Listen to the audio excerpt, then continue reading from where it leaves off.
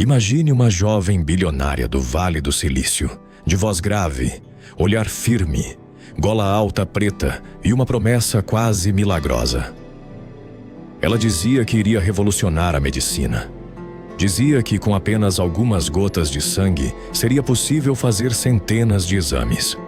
Mais rápido, mais barato, menos doloroso e mais acessível para todo mundo. Parecia o futuro. Investidores poderosos acreditaram nela. Políticos acreditaram nela. Jornais a exaltaram. Executivos veteranos sentaram ao redor dela. E por um tempo, o mundo inteiro quis acreditar. Mas havia um problema. A tecnologia não funcionava como ela dizia. E por trás da imagem de gênio visionária havia algo muito mais sombrio. Meias-verdades, manipulação, medo, sigilo extremo e uma empresa construída em cima de uma narrativa tão perfeita que quase ninguém ousou questioná-la. Essa é a história de Elizabeth Holmes, a mulher que prometeu reinventar os exames de sangue e acabou no centro de uma das maiores fraudes corporativas do século. Elizabeth Holmes nasceu em Washington, D.C., em 1984. Desde cedo, cultivou uma imagem de ambição fora do comum. Ela queria ser grande, não apenas bem-sucedida, mas histórica, uma daquelas figuras que mudam o mundo. Ainda jovem, entrou em Stanford, uma das universidades mais prestigiadas dos Estados Unidos. E foi ali que começou a construir a identidade que depois a tornaria famosa. A da jovem brilhante, obsessiva, determinada, quase mítica. No Vale do Silício, esse tipo de personagem sempre teve muito poder. A região vive de histórias. Histórias sobre gênios rebeldes, sobre fundadores visionários, sobre pessoas que abandonam a universidade e depois voltam como lendas. Steve Jobs, Bill Gates, Mark Zuckerberg. A mensagem era clara. Se você parecer ousado o bastante, as pessoas podem confundir isso com genialidade. E Elizabeth Holmes entendeu isso cedo demais. Com apenas 19 anos, ela abandonou Stanford e fundou sua própria empresa. O nome era Theranos, uma mistura de therapy com diagnoses. O objetivo, pelo menos no papel, era extraordinário: criar uma tecnologia capaz de realizar uma enorme quantidade de exames usando apenas uma pequena amostra de sangue tirada do dedo. Sem agulhas grandes, sem tubos enormes, sem demora, sem laboratórios tradicionais. Era uma ideia sedutora, simples de explicar, fácil de vender e emocionalmente poderosa. Porque não se tratava só de tecnologia. Se tratava de dor, de medo e da promessa de detectar doenças cedo e salvar vidas. E quando uma história toca saúde, ela ganha uma força quase sagrada. Mas existe uma diferença brutal entre ter uma boa ideia e ter uma tecnologia real. E foi nessa distância que a fraude começou a crescer. No começo, Theranos era apenas mais uma startup tentando chamar atenção. Mas Elizabeth Holmes não queria crescer devagar. Ela queria impacto imediato. Então ela começou a vender não só uma empresa, mas uma visão de futuro. Ela falava com convicção. Falava como se estivesse em uma missão, como se estivesse sacrificando a própria juventude em nome de algo maior. Como se o mundo antigo da medicina fosse cruel, lento e ultrapassado, e ela fosse a pessoa destinada a substituí-lo. Essa imagem encantou investidores. E não eram investidores pequenos. Estamos falando de nomes gigantescos, pessoas com fortunas, influência política e acesso às maiores rodas de poder dos Estados Unidos. A empresa chegou a ser avaliada em cerca de 9 bilhões de dólares. E Elizabeth Holmes virou símbolo de sucesso feminino no setor de tecnologia. Foi capa de revista, virou palestrante desejada e foi chamada de a próxima Steve Jobs. E ela sabia exatamente como alimentar essa comparação. A gola alta preta não parecia coincidência. A linguagem minimalista também não. Nem o tom de quem sempre parecia estar a poucos passos de mudar o mundo. Mas havia outro detalhe importante. O conselho da empresa era cheio de nomes extremamente famosos e pouquíssimos especialistas profundos em análises laboratoriais ou biotecnologia aplicada. Havia ex-secretários de Estado, militares de altíssimo escalão e figuras políticas respeitadíssimas. Nomes impressionantes, currículos gigantescos. Mas prestígio não substitui validação científica. E talvez esse tenha sido um dos pontos mais assustadores dessa história. Theranos não cresceu porque provou tecnicamente que funcionava. Ela cresceu porque parecia importante demais para falhar. No Vale do Silício, isso acontece com frequência. A narrativa vem primeiro. A prova vem depois. Só que na Theranos, a prova quase nunca chegava. A proposta da Theranos era tão sedutora que muita gente não queria fazer perguntas difíceis. Pense nisso. Se uma empresa realmente conseguisse fazer centenas de testes com algumas gotas de sangue, isso mudaria hospitais, laboratórios, seguros de saúde, clínicas, farmácias. Mudaria a medicina inteira. Então a simples possibilidade já era suficiente para gerar deslumbramento. E Elizabeth Holmes usava isso com maestria. Ela falava sobre democratizar a saúde, sobre tornar exames acessíveis, sobre evitar sofrimento, sobre detectar doenças antes que fosse tarde. Era quase impossível criticar a proposta sem parecer cínico. Esse é um ponto central dessa história. As maiores fraudes nem sempre se apresentam como algo ganancioso. Às vezes elas vestem a roupa da salvação, da inovação, da missão nobre. E isso torna tudo mais perigoso. Porque quando alguém vende luxo, você suspeita de vaidade. Mas quando alguém vende cura, prevenção e esperança, você quer acreditar. Foi exatamente isso que aconteceu. Theranos começou a anunciar resultados grandiosos, parcerias estratégicas, tecnologia própria revolucionária e confiança crescente do mercado. A empresa chegou a fechar parceria com redes de farmácia para disponibilizar os exames ao público. Parecia que a revolução já tinha começado. Só que por trás das apresentações, das entrevistas e dos eventos, os bastidores contavam outra história. Uma história de resultados inconsistentes, máquinas problemáticas, testes feitos em equipamentos tradicionais de outras empresas, funcionários pressionados e áreas isoladas umas das outras para que ninguém tivesse visão completa do caos. A cultura interna era marcada por segredo extremo. Não era só discrição empresarial, era paranoia. Funcionários eram separados por departamentos estanques. Pouca gente podia ver o quadro completo. Questionamentos eram mal recebidos. E o medo fazia parte do ambiente. Quando uma empresa confia na própria tecnologia, ela testa, corrige, publica, valida e melhora. Quando uma empresa tem medo da verdade, ela compartimenta. Muitos ex-funcionários descreveram a Theranos como um lugar de tensão constante. As equipes não se comunicavam livremente.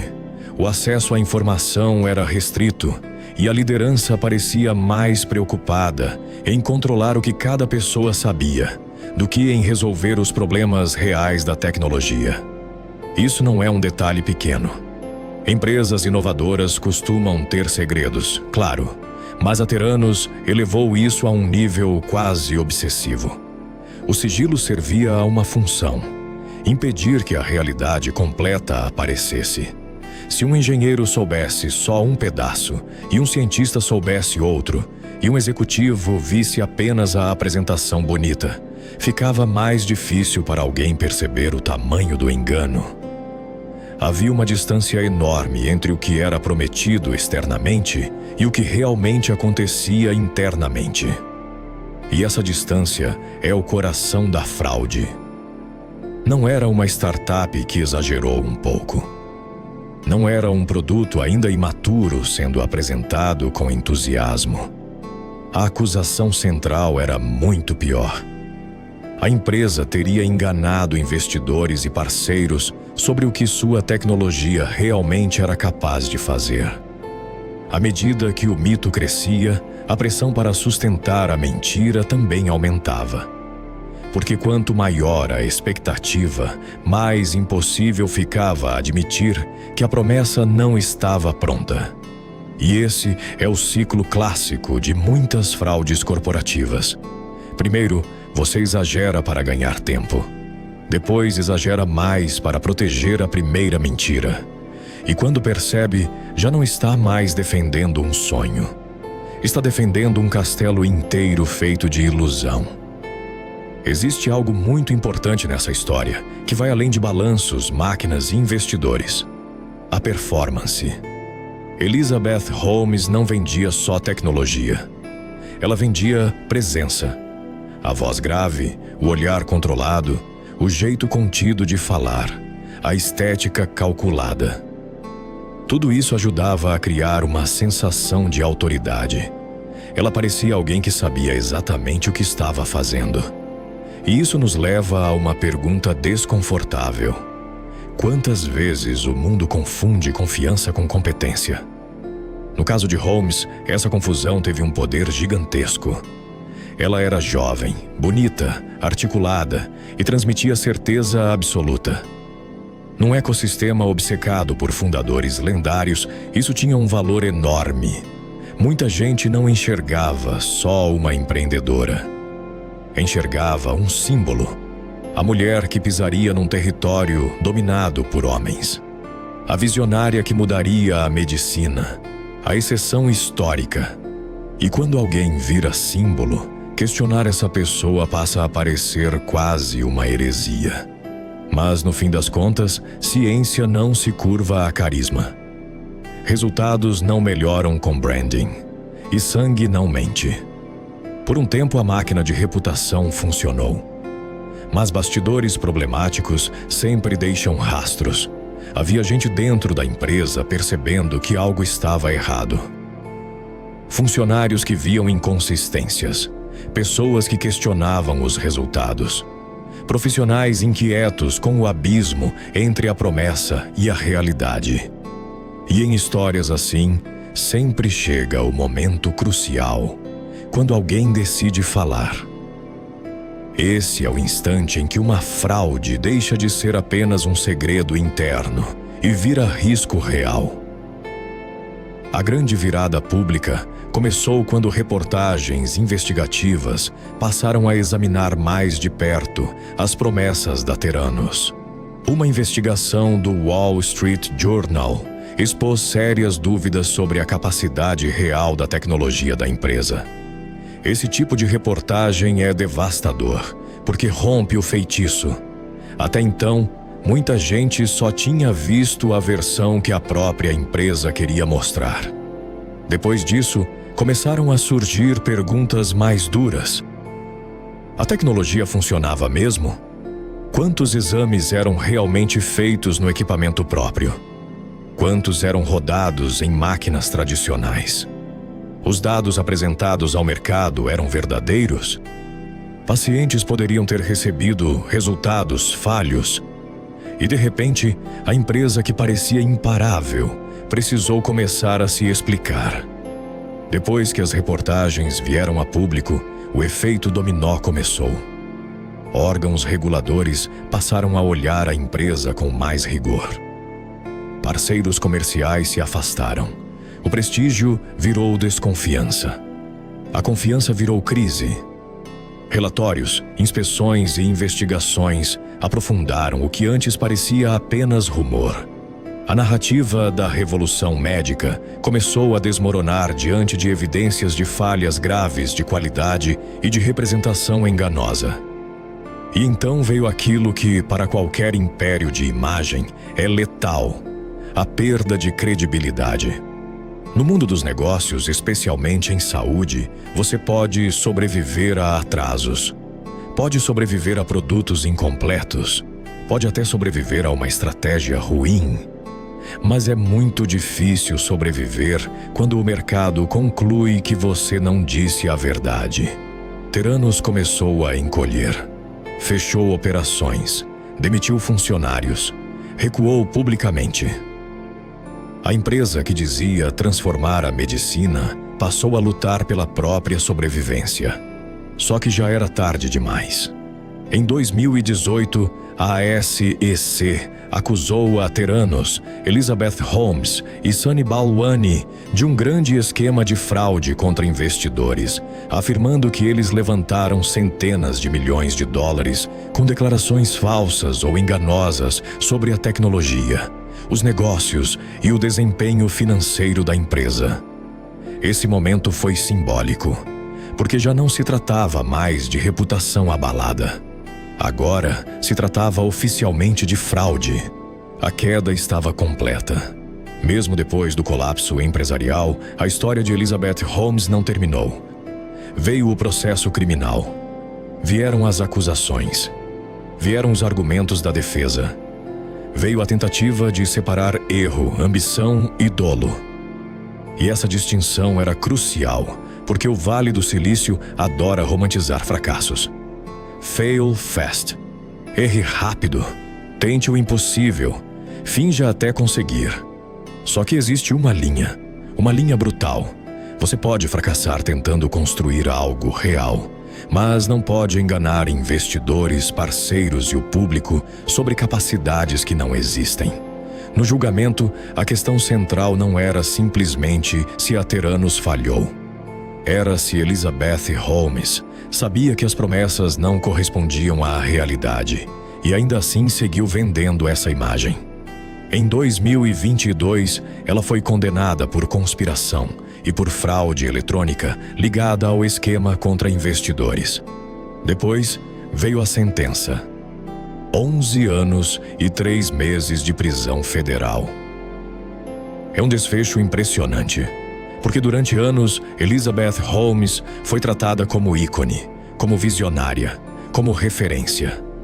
E então, diante da justiça, aquela personagem inspiradora foi reinterpretada de outra forma. Não como a mulher que construiu o futuro, mas como a mulher que vendeu uma mentira grande o bastante para seduzir gente poderosa. Talvez a pergunta mais perturbadora de toda a história seja esta: como uma fraude dessas alcança esse tamanho? A resposta não está só em Elizabeth Holmes. Está também no ambiente que a cercava. O Vale do Silício tem uma fraqueza antiga por narrativas grandiosas. Muita gente quer encontrar o próximo Steve Jobs, o próximo gênio excêntrico, o próximo nome capaz de explodir setores inteiros. Quando essa obsessão se mistura com ego, dinheiro e medo de ficar de fora, a crítica enfraquece. Ninguém quer ser o idiota que duvidou cedo demais. Ninguém quer perder a chance de entrar na próxima gigante da tecnologia. Ninguém quer parecer conservador quando o resto da sala está encantado. Esse fenômeno tem nome em muitos mercados: FOMO, o medo de ficar de fora. E a Theranos explorou isso com perfeição. A promessa era tão grande, o círculo de apoio parecia tão poderoso, a imagem pública era tão forte que muita gente preferiu confiar no espetáculo. Talvez porque a história fosse boa demais. Talvez porque o conselho da empresa transmitisse falsa segurança. Talvez porque saúde, tecnologia e heroísmo formassem uma combinação quase irresistível. Ou talvez porque, no fundo, o mundo adore ser seduzido por salvadores. Mas salvadores também podem mentir. Quando falamos de fraudes bilionárias, às vezes tudo vira número. Avaliação de mercado, captação, prejuízo, acusações. Mas no caso da Theranos, havia algo ainda mais delicado: saúde. Isso muda tudo. Porque aqui não estamos falando só de um aplicativo ruim, nem de uma rede social superestimada, nem de uma promessa de negócio que não decolou. Estamos falando de testes laboratoriais, de pessoas que podiam tomar decisões com base em resultados, de médicos, de pacientes, de confiança em algo profundamente sensível. A medicina exige precisão, rigor, validação e responsabilidade. Não basta parecer inovadora. Não basta ter marketing brilhante. Não basta convencer gente importante. Se um resultado está errado, a consequência não é apenas financeira. Pode ser emocional, pode ser clínica, pode ser devastadora. E talvez seja isso que torna essa história tão fascinante e tão perturbadora ao mesmo tempo. Porque Theranos não vendeu apenas uma empresa. Vendeu confiança em um campo onde confiança deveria ser sagrada. A queda de Elizabeth Holmes virou símbolo, não só de fraude, mas de um tipo específico de fraude moderna. A fraude que nasce da idolatria à inovação. Hoje, toda startup quer parecer revolucionária. Toda empresa quer dizer que vai mudar tudo. Todo fundador quer transmitir a ideia de que está quebrando paradigmas.